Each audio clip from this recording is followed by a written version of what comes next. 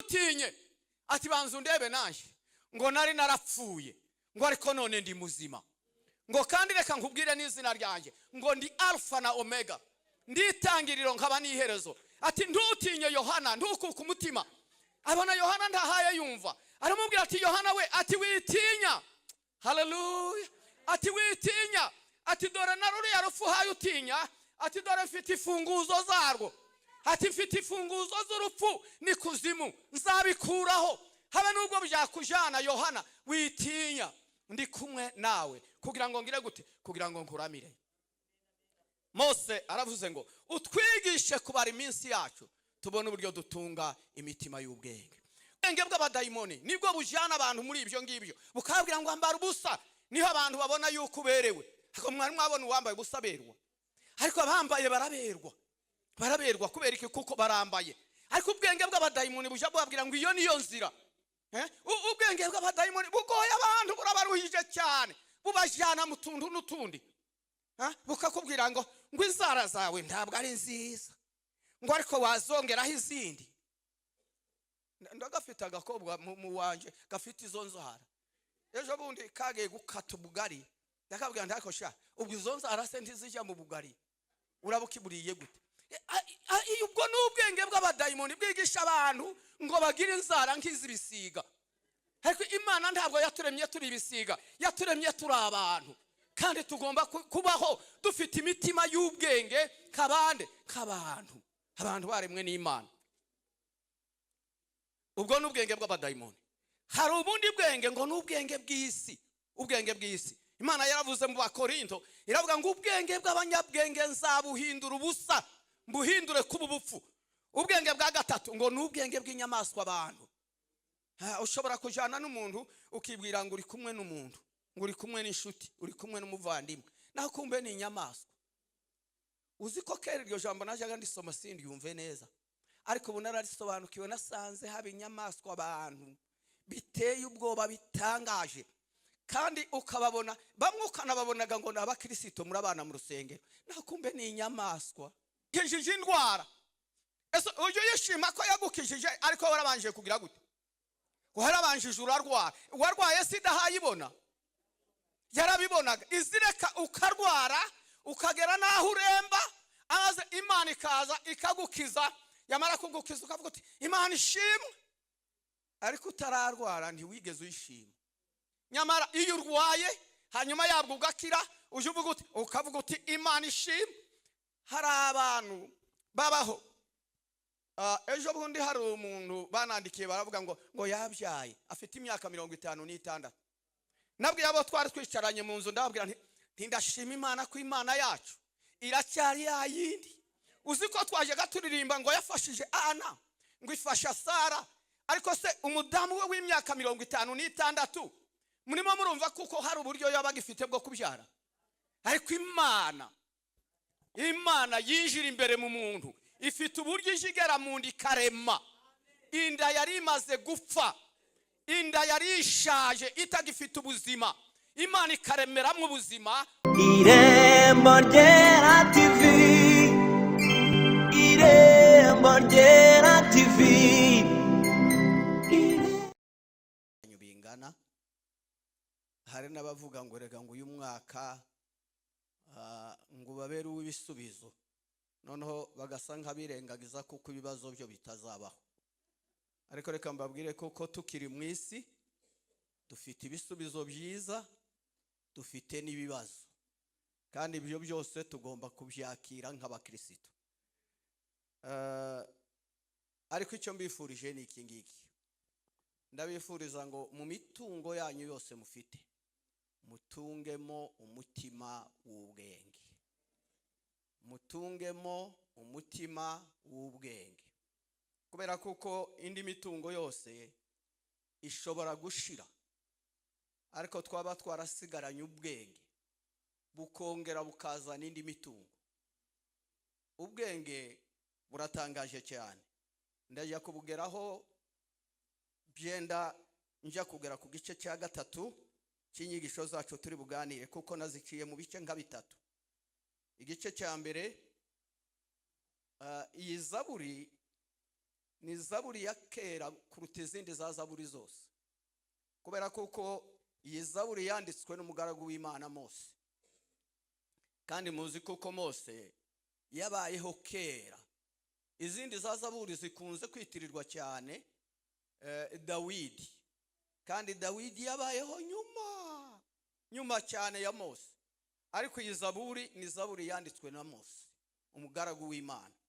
Uhereye ku murongo wa mbere ajya avuga ngo Mana, nguhereye kera kose wahoze uri ubuturo bwacu. Twebwe tujya tuvuga ngo twubakira Imana ubuturo, ariko ubundi kandi Imana yonyine ubwayo ni ubuturo bwacu. Nta nubwo ituye kure natwe, ahubwo ibi imbere muri twe, ntiri inyuma, ntiri no mu nsengero. Yigeze kubaza Salomo aha yayubakira, yaramubwira ati ariko se Salomo, ko mbona wahiye hasi no hejuru, urimo uvuga ngo unyubakira inzu? Ati kandi nibyo, ugomba kuyubaka. Ati ariko se ni inzu ki nzakwirwamo? Ati kubona ijuru ryose ari ryo nicayemo, isi nayo yose uko ingana akaba ariyo agatebe k'ibirenge byanjye, ati none se ubwo wanyubakira nzu ingana iki? Hano Kacyiru uko turubaka, kandi Imana ibaha umugisha bahaye bitanga. Se murawumvise? Imana ibaha umugisha.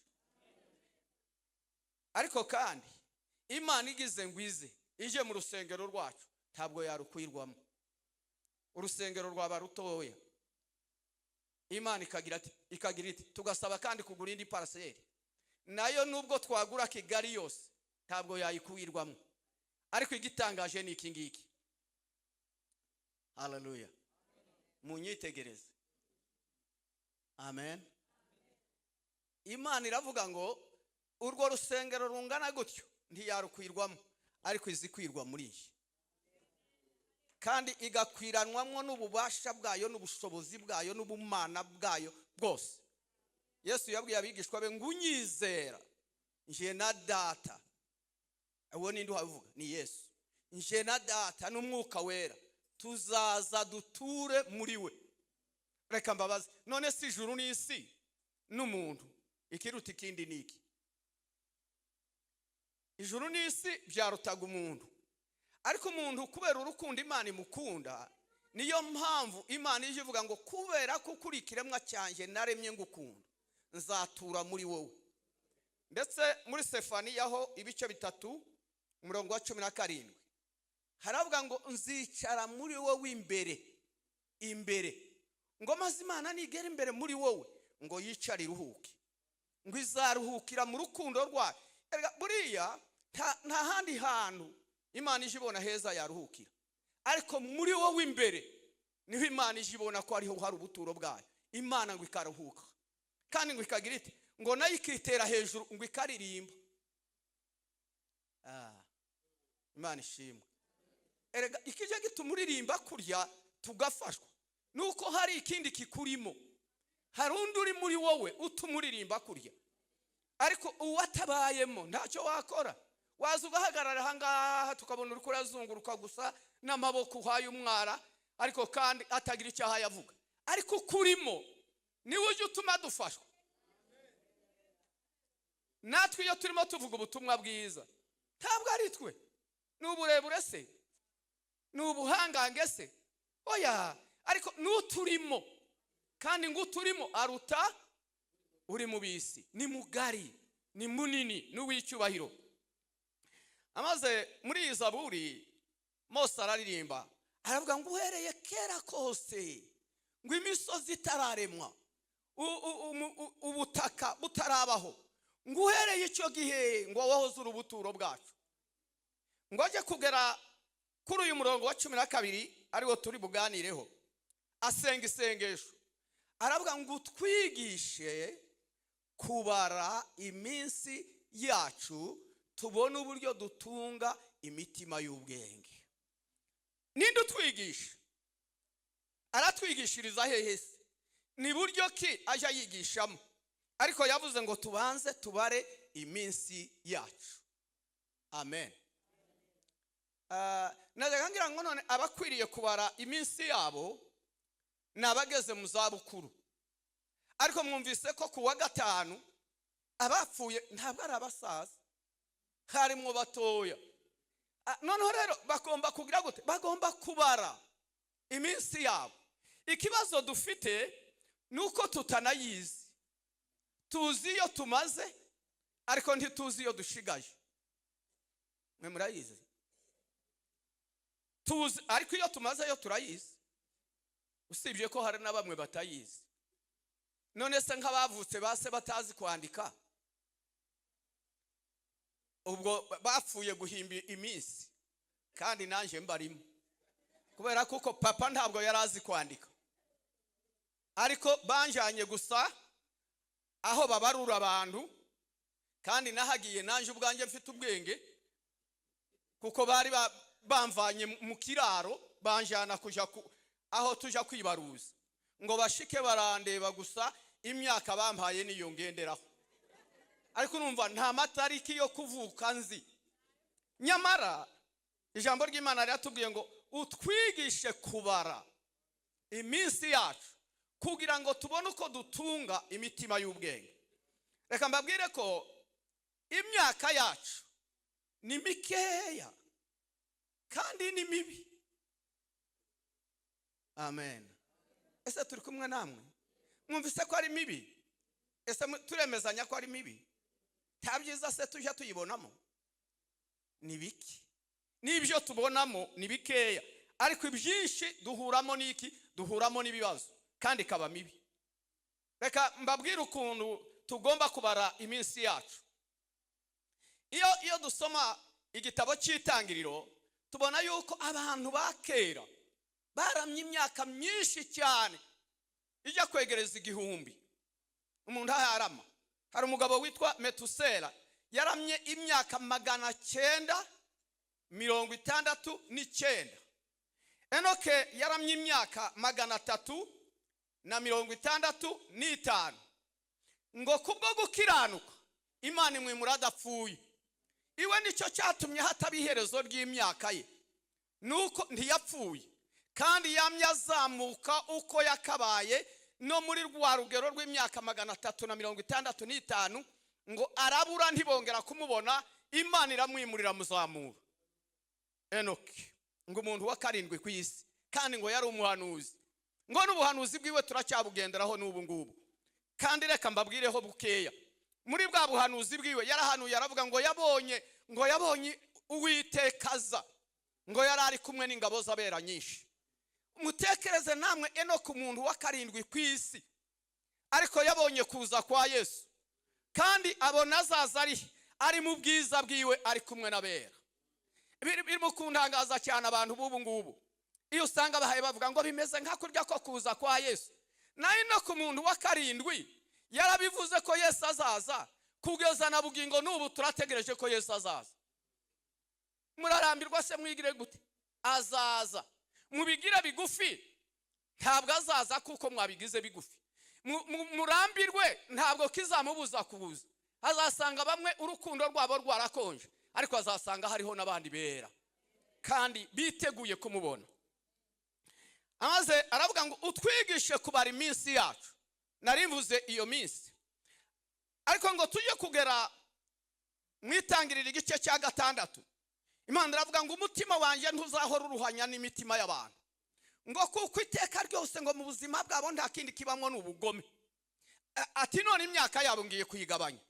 Ati mbahaye 120. Ni mwumve namwe, murumva ukuntu imyaka yamanutse 969. None habaye iki? Habaye 120. Ngo bijye kugera mu gihe cya Mose, iwe aravuga ngo none ntikibaye na rya 120, ngo ibaye 70. Ngo kandi nitugira intege ngo tuzagira 80. Ngo niyo 80 ngo yuzuyemo imiruho n'imibabaro. Muri iyo 80 ejo nitegereje abagabo twakoranye umurimo w'Imana bari muri urwo rugero rw'imyaka 80. Kajya ngira ngo none gani nje nyine unaniwe, ariko ngo nje kureba n'abacu nabo mbona ko baragenda baje kuzamuka akantu gatoya, kabona baracumbagiye. Kubera iki? Hari ibintu byamaze gukorwa mu buzima bwabo byarapfuye. Abantu buriya baza baje gupfa ariko barapfuye kera. Reka mbere kukuntu abantu baje bapfa ariko ntibabimenye. Ubana n'umuntu bwacya akakubwira ati uje uvuga cyane sincyumva. Uko se ukuratekereza ko habaye iki? Amatwi yabaye gutese yarapfuye. Nubwo mumubona agenda ariko amatwi yarapfuye ndacyumva. Ubundi kandi ukabona ariko yakureba nk'ukanuye nk'ubona naho pinda kandi haruhabona. Kubera iki? Amaso yagize ati amaso yarapfuye. Ibyo bigenda bipfa buhoro buhoro. Ntimwamubona ku mutwe wanje mugira ngo nuko nje navutse nsa. Oya ariko kubera iki si bibyabaye? Ibi ni ukwerekana ngo harimo ibyapfuye bituma umusatsi utakirabura, ahubwo wabaye iki? Wabaye umweru. Ni ukuvuga hari ibyapfuye tugenda dupfa gahoro gahoro tukazageza ku munsi umuntu akarunduka ngo twahawe kurama imyaka 70. Nitugira intege tuzagira 80. Umunsi umwe umusaza Yakobo ahagarara imbere ya Farawo. Yosefu amujanye agiye kumwerekana. Farawo aramubaza atese wa muzehe wa Yakobo ugize imyaka ingaho uvutse? Umva uko yamushubije ngo imyaka y'uruzerero rwanje. Ariko yisi twayizerereyemo yemwe. Amen. Ngo imyaka y'uruzerero rwanje ngo ni mibi ngo kandi mbanye na miki ngo ndingana ni yabasogokuruza. Ariko yari afite 130. Nyamara nawe ayita ko ari mike, ayita ko ari na mibi. Ndetse ngo yongeye kurama hindi imyaka 17 agira imyaka 147. Ariko agira ati ahamagara abana be ati nimunyegere maze gira mbarage. Arabasezera agira amahirwe muri kwa kubaraga. Hallelujah. Utwigishe kubara iminsi yacu kugira ngo tumenye uko dutunga imitima y'ubwenge. Umutima w'ubwenge Yakobo yari afite wamuhesheje iki? Wamuhesheje kubona ibizaba ku bana be. Amaze abicaza imbere yiwe atangira kubaraga. Muri kwa kubaraga abahwanwa n'ubuhanuzi.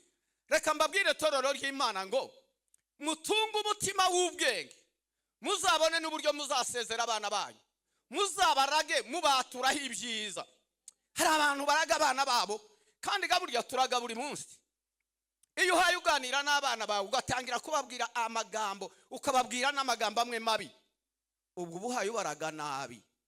Ariko ni ngombwa kukubaturaho ibyiza kugira ngo ibyo byiza bizababeho.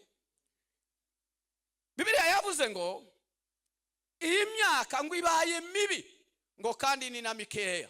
Ariko Mose waravuga ngo nimugire amahirwe muzarama imyaka 70 ngo kandi nimugire intege ayizaba 80 ngo ariko nayo yuzuye imiruho n'imibabaro. Imyaka 80 yuzuye imiruho n'imibabaro. Hari ibyo uba warabonye bimwe bidashoboka, bimwe bibi biteye ubwoba. Ikindi uba waramaze kugurana n'aya maso yandi, amaso yo kongera. Iyo nayibagiwe njangera ahantu nkababwira ntinibagiwe amaso kandi hakabiyo mbona barandevye batese wibagiwe amaso kandi uyafite. Ejo hari umugabo umwe witabye Imana ariko nawe yarashaje. Yajyanye umwana wa murumuna we kumuvuza ngo amare kugera mu bitaro baramubwira ngo ijisho ry'uyu mwana ryarapfuye ngo kugira ngo tumuramire keretse nawe wemere utanga iryawe. Aravuga ati aho kugira ngo uyu mwana abeho atagira ijisho njewe ndemera mukure mu iryanje rimwe nsigarane rimwe. Ejo bundi yarangije ubuzima bwiwe bwa hano mu isi afite imyaka hafi 100. Agira rya jisho araritanga. Ejo hari umugabo umwe wantelefoniye arambwira ngo pastor nguzi yuko hari umugabo watanze ijisho ngo mu isi ngo ndagira ngo abaye uwa mbere ngo nta wundi muntu uratanga ijisho ryiwe. Ariko uwo mwana yasiga yashima se wabo yapfuye aravuga ngo yari yarangiriye neza ngo yampaye ijisho. None ubuzima bwe mu ngingo zibe zose zirapfuye ariko rya jisho yahaye umwana riracyasigaye umusozi. Naryo rizavaho ubuhe munsi? Umunsi nawe azitaba Imana. Niho munsi uwo munsi urwo rugingo ruzavaho. Ariko icyo ngendereye kubabwira ni iki ngiki. Dusaba Imana itwigishe kugira ngo tubone uburyo dutunga imitima y'ubwenge. Ese ishuri ry'Imana turaribona he? Niyo tujya kwigira amasomo y'Imana, kandi ndayavugaho bukeya nidushaka turangiriza aho ngaho. Kuja mu ishuri ry'Imana, kandi ishuri ry'Imana ntirigira aho rirangirira, ntawurarangiza, ahubwo tuzarangiza tugeze mu bwami bw'Imana. Ariko ubundi turakiga, dukomeze twige. Reka nababwire ko rimwe na rimwe hari abapasiteri baje bagera ahantu akavuga ngo we ntakiga, ngo yarangije kaminuza ya teoloji. Uko ni ukwibeshya. Umugabo umwe yanditse igitabo cyiwe aravuga ngo buri muntu ni umwigishwa wa Bibiliya. Buri muntu y'abanande ni umwigishwa wa Bibiliya. Tugomba kwiga. Ariko iri shuri Imana itujyanamwo izi twigisha mu nzira ebyiri. Inzira ya mbere Imana ije twigishirizamo ni ukuduhana. Niho hariya mu Baheburayo twasomye havuze ngo igihano cyose iyo gihaye kiba ku muntu ngo ntikijya kinezeza.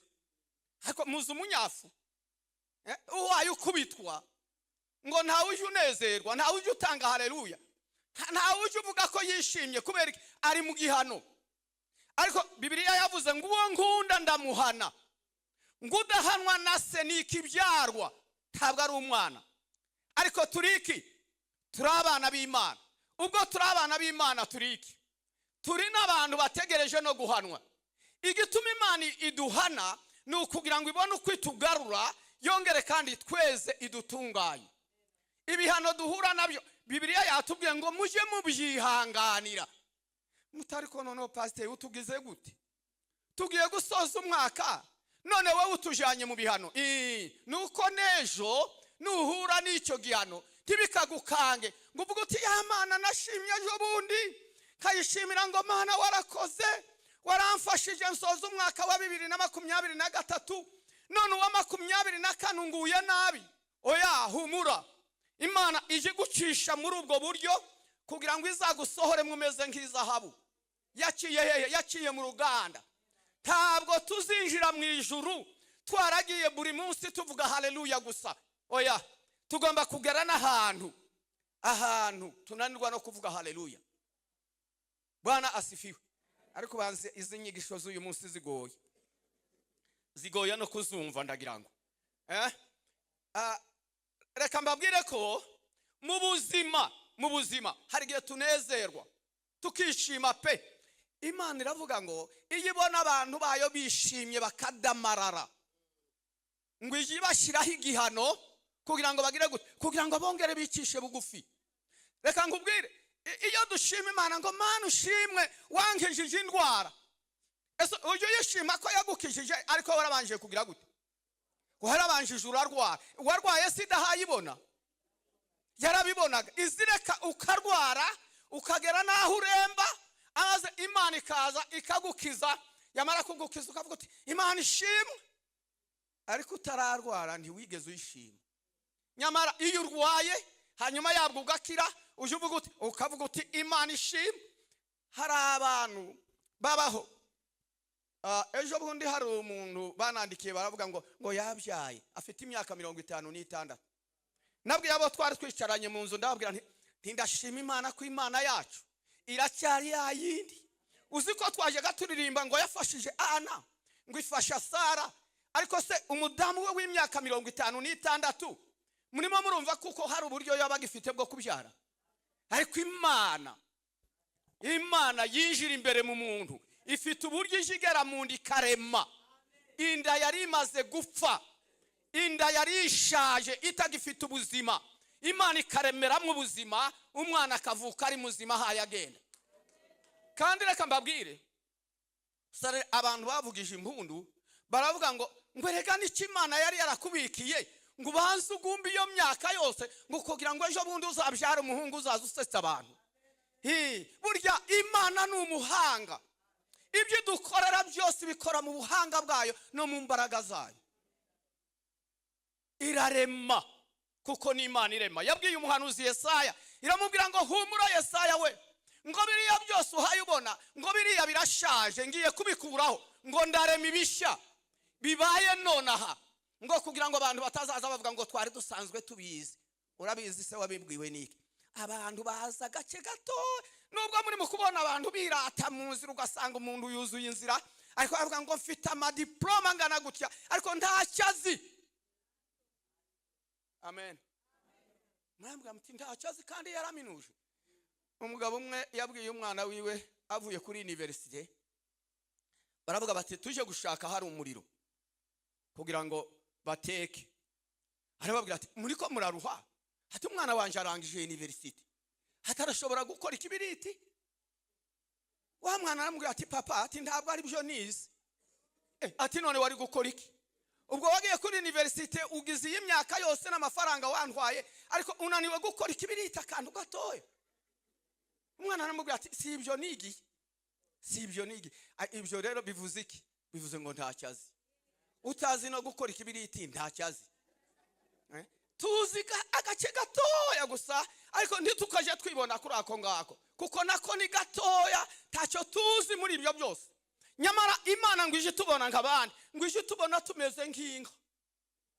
Inka zitagira ubwenge, iyo bayijanye niyo niyija, kuko nta bwenge dufite. Ariko Mose arasenga, abwira Imana ngo Mana utwigishe, wewe wenyine tubera umwarimu, amaze utwigishe kugira ngo tumenye ibyo ushaka, tubone uko dutunga imitima y'ubwenge.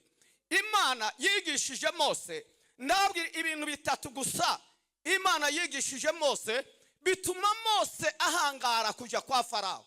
Kubera ibintu bitatu Imana yari yamweretse, Imana irabimwigisha. Biranavuga ngo Imana yigisha Mose gukora ibitangaza. Mose abwira Imana ati ariko se kurantuma kwa Farawo ndinde? Ati nejo bundi ga niyo navuye mpunga, ntaje mpunga Farawo kuko azanyica, none kandi uri kuramuntumaho. Imana iramubwira iti burya waramuhunze kuko niko nari nabishatse, ariko uyu munsi none ndakubwiye ngo subirayo uje guhangana na Farawo. Mose aramubwira ati ukuye na Farawo, ati habe n'abanyisirayeli ntibazanyemera. Imana iramubwira iti none kugira ngo abanyisirayeli bo bazakwemere, ituzababwira izina ryanje gusa. Arabwira ati none se witwa nde? Haleluya. Ariko murumva umugabo uganira n'Imana akayibaza n'izina ryayo, ngo se witwa nde Mana? Imana iramubwira ngo nduwo ndiwe, ngo kandi uzambwirire Isirayeli ngo ndiho niwe wabantumyeho. Ese ko iryo zina rirahagije? Ndi uwo ndiwe. Muri iyo ndi nukuvuga ngo Imana ikwandikiye ngo ndi, nawe ibiri imbere byuzuze wenyine, kubera ko ibyo ukeneye byose biri muri iryo zina ndi. Ndi Imana igukiza indwara zawe ziri he? Zizingiye muri ndi. Ndi Imana igirite igukiza indwara, ndi Imana igirite igutungisha, ndi Imana igira gute? Ndi Imana igukiza, ndi Imana igucungura. Muri ndi hakubiyemo ibisubizo byacu byose. Imana iramubwira ngo nugera kwa Farawo, ati dore ibintu bitatu uzakora. Imana iramubwira, Mose ahaye yireba avuga ati ndinde se, ndiki, nakora iki? Ariko Imana iramubwira ngo ndi kumwe nawe. Kandi burya iyo Imana ijya kutwigisha izizano tunyentege nke, utuntu toru utekereza ko hari icyo tumaze, ariko nitwe Imana ijikoreshamwe ibitangaza. Ibaza Mose ngo ese ngo kuhaye umbaza ngo uzagenda yo bishoboke gute? Atese niko ufite mu ntoki, ntijya gukoresha itabanje kubaza icyo ufite. Mose arayibwira ati hari icyo mfite, si inkoni gusa ndi mukuragizamwe amatungo ya Yetro. Imana iramubwira ati umva, iyo nkoni yawe niyo ngiye guhindura, ntabwo ndi bujye gushaka ahandi, ariko ndahera muri iyo nkoni yawe. Ati iyo nkoni yirambure, amaze hanyuma yabwo ngo uyiterere hasi, ngo ayiterere ihinduka inzoka, na Mose wenyine arayihunga kandi ari inkoni ye. Reka mbaze babwira aka kantu, buriya iriya nkoni yari inkoni yumye, nukuvuga ngo ubuzima bwa cya giti burapfuye. Ariko nimurebe none Imana imubwiye bwa buzima burahinduka, kiba ikintu kiremwe, ikintu gifite iki, gifite ubuzima, gihaye gihumeka, kigenda. Nicyo cyanateye Mose ubwoba. Amaze Imana iramubwira ngo fata umurizo wayo. Yabonye ko nimubwira ngo ayifate hagati aratinya, agira ubwoba ati ubwo se ndinduma, kandi yari inkoni yiwe yari yitwajije. Ariko iramubwira iti fata umurizo. Ngo afata umurizo abona yabaye inkoni kandi. Imana iramubwira iti cyo ni ikimenyetso cya mbere. Uzahagarara imbere ya Farawo umwereke. Kuko abanyegiputa bari bazi ko bafite abapfumu. Bakamenya ko bafite abashitsi n'abakonikoni. Bakamenya ko bohindura ibiti bikaba inzoka. Ariko noneho Imana ihindura inkoni ya Mose ngo ibe inzoka. Iramubwira iti muri iyo nzoka yawe harimo ubushobozi n'ubutware buzamiragura ziriya nzoka zindi. Bwana awabariki. Haleluya.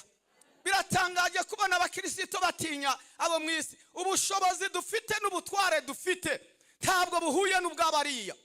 Turi nababwiye ngo uturimo ari imbere muri twe. Afite imbaraga, afite ubutware, afite ubushobozi bwo gutegeka bikaba. Haleluya. Yesu nashimwe. Icya kabiri aramubwira ati nibatemera kuri icyo cya kabiri ati shira ukuboko kwawe mu gituza cyawe. Kandi Mose yajaga agenda akiyumva pe. Yari umugabo w'ibigango, umugabo umaze kuba umugabo kandi mwiza rwose. Ngo akoze mu kuboko guhinduka ibibembe. Ngo akurebe nawe wenyine abuzagukwiza kubera yuko kuri mwiki kuri mwibibembe. None Mose ngo areba ati ibi none nkoreye Mana niki? Ibi ni ibikunkore. Reka mbabwire hari ibijya zakubaho. Utangire gutangara wibaza ngo sibi ni ibiki Imana bimbaye. Wirira.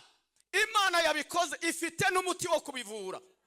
Ana yararirimbye aravuga ngo niyigishiri kuzimu ngo kandi gakurayo. Ngo niyija yica kandi gakiza. Ngo niyigikenesha kandi gakenura. Haleluya. Niyigihindura baswa bakaba abanyabwenge. Niyigikura abantu ku cyavu ikabazamura ikabimika hamwe n'ibikomangoma. Imana ishimwe. Haleluya. Dufite Imana ijihindura amateka y'abantu. Dufite Imana ijituma abantu babaho. Dufite Imana ijituma abantu babaho bakarama. Haleluya. Yesu nashimwe. Haleluya. Ngo akuremo ikiganza asanga cyahindutse ibibembe. Imana iramubwira iti muri wowe gakandi niho harimo kumara ibibembe. Ongera ugusubizemo. Ngo agusubizemo ngo asanga kurasa n'ukundi kose kuzima kuba kubabaye kuzima. Nukuvuga ngo muri twe harimo icyaha. Kandi icyo cyaha ni urupfu ni ibibembe. Ariko muri twe kandi twakiriye Yesu. Tumwakira nk'iki nk'agakiza kacu. Iyo dushize muri we birahinduka. Ibyaha bikagira bite bigakurwaho amaze tukababera. Bibiliya iravuga ngo niwe waduhindukiye ubwenge ngo aduhindukira no kwezwa. Ashimwe cyane Yesu. Yaduhindukiye ubwenge aduhindukira niki? Aduhindukira no kwezwa. Twarejejwe tubiheshejwe nande? Na Kristo Yesu. Waduhindukiye iki? Waduhindukiye ubwenge. Bibiliya iravuga ngo ubwenge niyo ngenzi. Icyo cyari cyakangahe? Cya kabiri. Icya gatatu Imana namubwira ngo ngiye kukwereka ikindi cya gatatu. Icya kabiri niba batacemeye ati zana amazi. Zana amazi. Ariko ko murumva uburyo two tuntu ari utunyendege nke. Ati zana amazi. Mose atamazi nayo ati ngaye. Ngo yashire hasi y'amazi ahinduka amaraso. Iramubwira ati nuko nzabana nawe. No mu migezi yo muri Misiri, imigezi yo muri Egiputa nzayihindura ihinduka amaraso kugira ngo abanyegiputa batari bazi Imana bamenye yuko mu ijuru hari Imana. Mu ijuru hari Imana. Kandi Imana ijigira uburyo yigisha abantu bayo. Nababwiye ngo inyigisho zayo za mbere zikubiye muki? Zikubiye mu bihano. Imana ijihana abantu bayo. Niguhana ntugacika intege. Ariko uzayishime uvuga uti Imana niki gihano nacyo mpaye uzampega kugitambuka. Uzampe kukinyuramo ariko hanyuma yabwo ngitambuka. Icya kabiri Imana izitwigishisha imirimo yayo ikomeye. Ibitangaza byayo tutarabona tutigeze tunabona n'umunsi n'umwe. Ariko Imana ikagira ikatubwira ngo ngiye gukora iki kintu amaze ukirebe utangare.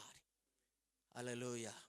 Mu buzima bwacu twabonye byinshi kandi bitangaje. Imana irema, Imana ivura, Imana ihagurutsa ibirema, Imana ihumura impumyi. Imana ishimwe. Yesu hayagenda mu nzira y'inayini ahura n'abantu bikoreye ikiriba, bikoreye umurambo. Ngo kandi yari umwana umwe w'ikinege. Araza ngo bamugere iruhande. Yesu arahagarara abwira babandi bikoreye cyakiriba cyangwa se bikoreye wa murambo arababwira ngo nimishire hasi. Bati turashira hasi se kera ntiyapfuye. Yesu ngo akora kuri uwo murambo aramubwira ngo uhereye none ubuzima ni bugusubiremo. Ati byuka wagahunguwe. Kandi ndamukunda Yesu. Amina. Yageze iruhande rw'agakobwa akabwira ngo kanguka wagakobwa we. Yagera iruhande rw'agahungu akakabwira ati wagahunguwe bamaso muzima.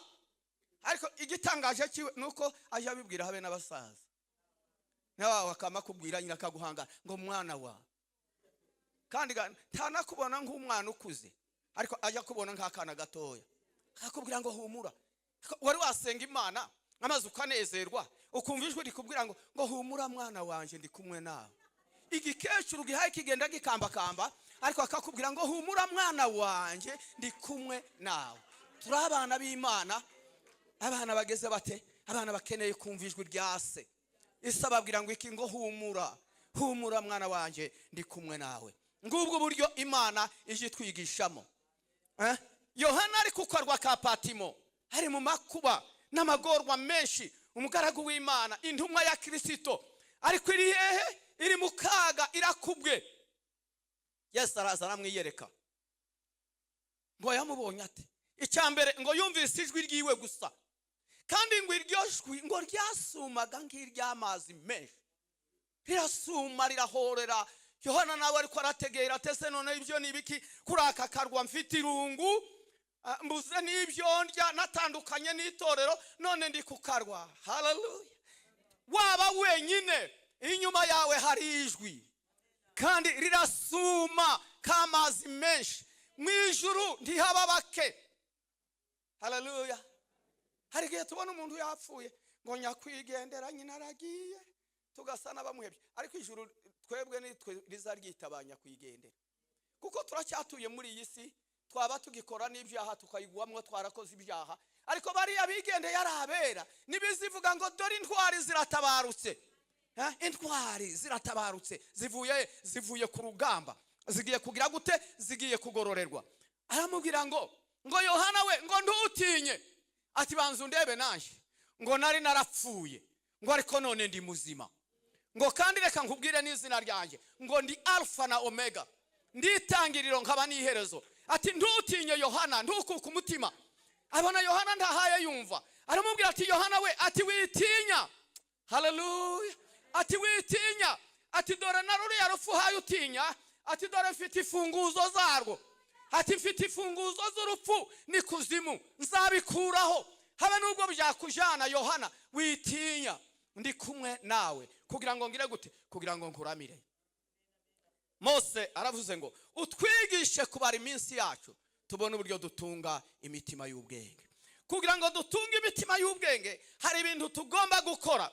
Icyambere nuko tugomba kumvira ijambo ry'Imana. Icyakabiri nukubaha Imana.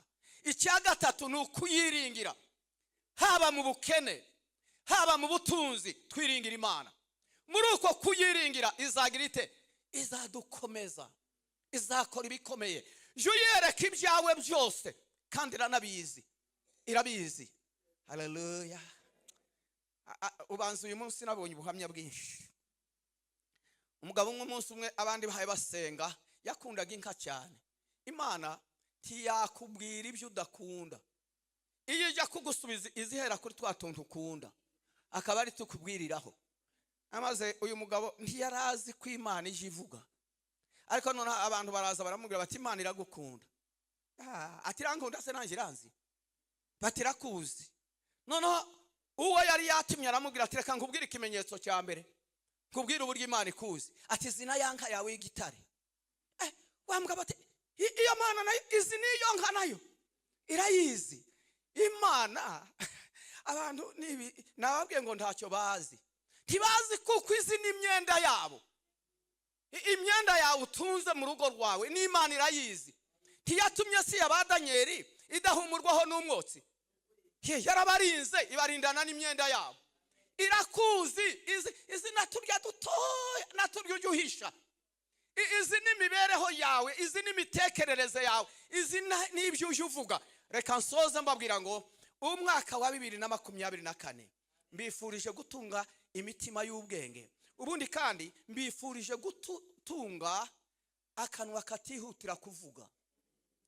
Uje uvuga make ariko ukore byinshi. Uvuge make ukore byinshi. Uzaba watunze iki? Uzaba watunze umutima w'ubwenge. Ngo ubwenge ni ingenzi mu bindi byose. Reka nsoze mbabwira ngo hari amoko ane y'ubwenge. Amen. Hari ubwenge bw'abadayimoni. Ubwenge bw'abadayimoni, ubwenge bwa Satani igikoresha abantu. Ugasanga umuntu ufite ubwenge ubona, ariko ubwenge bwa Satani bwamwambitse iki? Bwamubwiye ngo ni yambara ubusa niho aberwa. Ntimuri mu kubabona? Ubwo ni ubwenge bw'abadayimoni, nibwo bujyana abantu muri ibyo ngibyo. Bukabwira ngo ambara ubusa niho abantu babona yuko uberewe. Ariko mwari mwabona uwambaye ubusa aberwa? Ariko abambaye baraberwa kubera iki? Kuko barambaye. Ariko ubwenge bw'abadayimoni bujya bwabwira ngo iyo niyo nzira. Ubwenge bw'abadayimoni bugoye abantu, burabaruhije cyane, bubajyana mu tuntu n'utundi. Bukakubwira ngo inzara zawe ntabwo ari nziza, ngo ariko wazongeraho izindi. Ndagafite agakobwa mu wanje gafite izo nzara. Ejo bundi kagiye gukata ubugari, ndakabwira ndako sha ubwo izo nzara se ntizijya mu bugari, urabukiburiye gute? Ubwo ni ubwenge bw'abadayimoni bwigisha abantu ngo bagire inzara nk'izibisiga. Ariko Imana ntabwo yaturemye turi ibisiga, yaturemye turi abantu, kandi tugomba kubaho dufite imitima y'ubwenge k'abantu baremwe n'Imana. Ubwo ni ubwenge bw'abadayimoni. Hari ubundi bwenge ngo ni ubwenge bw'isi. Ubwenge bw'isi Imana yaravuze mu Bakorinto, iravuga ngo ubwenge bw'abanyabwenge nzabuhindura ubusa, mbuhindure kuba ubupfu. Ubwenge bwa gatatu ngo ni ubwenge bw'inyamaswa abantu. Ushobora kujana n'umuntu ukibwira ngo uri kumwe n'umuntu, ngo uri kumwe n'inshuti, uri kumwe n'umuvandimwe, naho kumbe ni inyamaswa. Uzi ko kera iryo jambo najyaga ndisoma sindi yumve neza, ariko ubu nararisobanukiwe, nasanze haba inyamaswa abantu biteye ubwoba bitangaje, kandi ukababona bamwe ukanababonaga ngo ni abakristo muri abana mu rusengero, naho kumbe ni inyamaswa. Wataga kapo none se udukapo muri mu gutaha mugatangaza ngo telefone yanje yajanywe n'abadayimoni se? Yajanywe n'abandi? Yajanywe n'abantu. Abo bantu se bafite ubwenge bw'inyamaswa abantu. Ntukaje unabizera bose uko bangana. Mutariko noneho tubwiye ngo iki pase ntitukaje twizera abakristo bacu. None se ako gakapo kajanywe nande? Sibo bagajanye se? Hari ubwenge bw'inyamaswa abantu. Ariko ubwenge bwa kane Bibiliya iravuga ngo n'ubwenge bwamanutse buva mu ijuru, ngo kandi ubwo bwenge buraboneye, ngo n'ubw'amahoro, ngo bujya bwemera kugirwa inama. Haleluya. Reka nsoze mbabwira ngo nimubona umuntu udahaye wemera inama muhaye mumubwira, muzatangire kumutekereza mutese afite ubuhe bwenge. Niba atemera inama z'abandi afite ubuhe bwenge? Ariko ubwenge ngo bwamanutse buva mu ijuru buraboneye, burera, ikindi ngo bwemera kugirwa inama, buratunganye, burubaha, ntibubabaza abandi bantu. Kubera iki? N'ubwenge bwamanutse buva mu ijuru. Kandi ubwo bwenge ninde? Ni Kristo wenyine ubwiwe. Ni Kristo uri muri twe, ngo niwe waduhindukiye ubwenge, waduhindukiye ubwenge. Reka mbasabe muhaguruke maze gira dusenga Imana, kandi tuyisengere muri iri sengesho ngo Mana utwigishe kubara iminsi yacu, tubone uko tugira gute. Nimushaka mugende muririmba iyo verse, nari gusaba baririmbye, nimushaka muzamfashe muririmba iyo ndirimbo, muzayihimbe neza, ngo twigishe kubara iminsi yacu kugira ngo tubone uburyo dutunga imitima y'ubwenge. Muri 2024 ntiwifuze gutunga byinshi, ariko wifuze gutunga umutima w'ubwenge. Umutima uzakwambika, umutima w'ubwenge. Umutima w'ubwenge uzakurimbisha, umutima w'ubwenge uzaguha icyubahiro, umutima w'ubwenge uzakuremera ibyo utatekerezaga, kuko ubwenge burarema, ubwenge burafatika. Salomo yaravuze ngo Mana nta kindi ngukeneyeho nk'umutima w'ubwenge, ngo Imana imuha umutima w'ubwenge, ngo kandi wagutse, nguruta umusenyi wo ku nyanja. Uwo niwo dukeneye, gutunga umutima w'ubwenge. Reka dusenga Imana. Uwiteka Mana yacu, duciye bugufi munsi y'ukuboko kwawe gukomeye. Turagushimira ineza y'ubushake bwawe, turagushimira kurindwa nawe, turagushimira kuyoborwa nawe, turagushimira kwigishwa nawe. Tubanye nka Mose, turasenze Mana ngo utwigishe Irembo Ryera TV, Irembo Ryera TV, Irembo Ryera TV, Irembo Ryera TV, Irembo Ryera TV, Irembo Ryera TV, Irembo Ryera TV, Irembo Ryera TV, Irembo Ryera TV,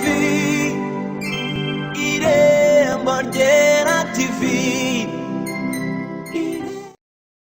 Irembo Ryera TV, Irembo Ryera TV, Irembo Ryera TV, Irembo Ryera TV, Irembo Ryera TV, Irembo Ryera TV, Irembo Ryera